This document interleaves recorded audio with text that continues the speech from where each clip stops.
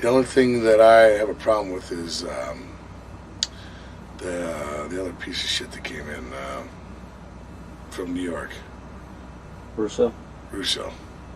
I think when Russo came in, and this is where my brother and I have a problem.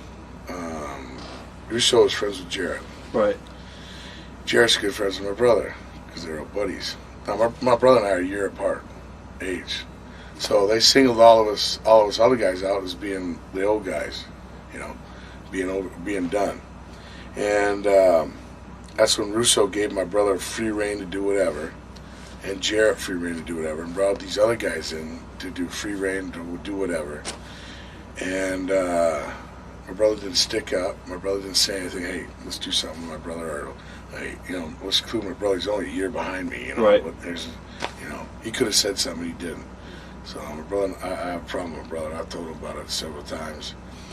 Because I saved my brother's ass about 4 times. Bischoff wanted to fire him when he got in a fight with Page. They wanted to fire him when he did the thing with Flair. And, right, the promo. Yeah, the promo. They wanted him gone.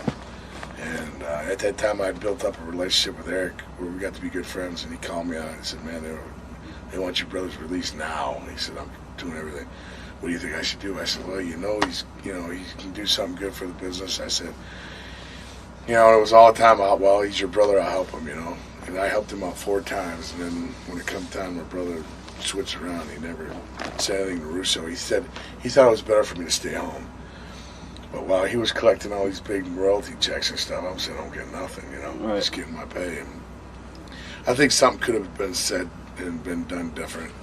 And I really hate, I don't have anything good to say about Russo. I think he was, I mean, my true feelings, I think he was a plant from Vince to come down and just destroy the whole thing. A lot of people said that. You know, I think, I don't think he had one good idea, he didn't have one good idea that I've seen. And, I think he's the biggest piece of cancer the business has ever been around. There's been some guys that come in, you know, like Dusty Rhodes. Not Dusty Rhodes ain't cancer or anything, but, you know, a lot of guys had different ideas and different ways of doing stuff. But they used everybody. If I may hate your guts, but if you can make money for it, Vince, I mean, even Vern Gagne, if he didn't like you, but if you can make money, he used it. Right. And I think Vince Russo didn't give a shit. He had his guys. He was going to use them no matter what, shove them down your throat. And I think he was the beginning of the end. Now, when Eric Bischoff left and Vince Russo took over, did you stay in touch at all with Eric? Yeah. I still talk to him once a week, and I still talk to him now, maybe once a couple of weeks or something like that. But yeah, I talked to him a little bit. He was stressed. I mean, 5 years of listening to everybody and fighting, putting on all those, promising everybody everything and having to deliver. And right. I think he'd had enough. I think he was mentally, he was fried. He needed a break. But I think the true end when it came in, there was a guy in charge below Turner, and he went to the New York Yankees. Steiner. No, the guy was with Turner. I can't remember his name. But anyway, he was in charge for all this time. He was basically the underlying guy he's always been there. And when he took another job to go to the Yankees and announced it, that's when they brought in Bush? No, before Bush. They brought, what's the guy who was in charge above Bush? What was his name? Shit. I'll think of it. Anyway, Siegel. Oh, Brad Siegel. When they brought Brad Siegel in, that was the end. Right.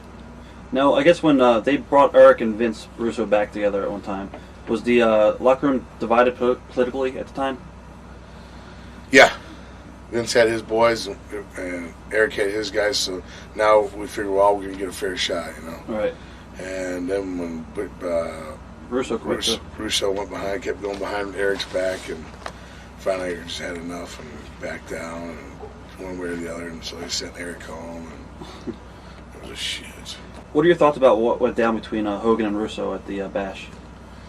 There's just more shit. Russo shit, you know, no respect for a guy like that. I mean, you can walk down a airport concourse, let Hogan walk down and let Russo walk down. Who are the people going to recognize? I mean, Hogan's been out of it. He's old. He's washed up. He can't move. He can't do shit. But God dang, there got to be something you can do with a guy that's got that much still notoriety. Right. You know? And it just got to be a personal vendetta. You know?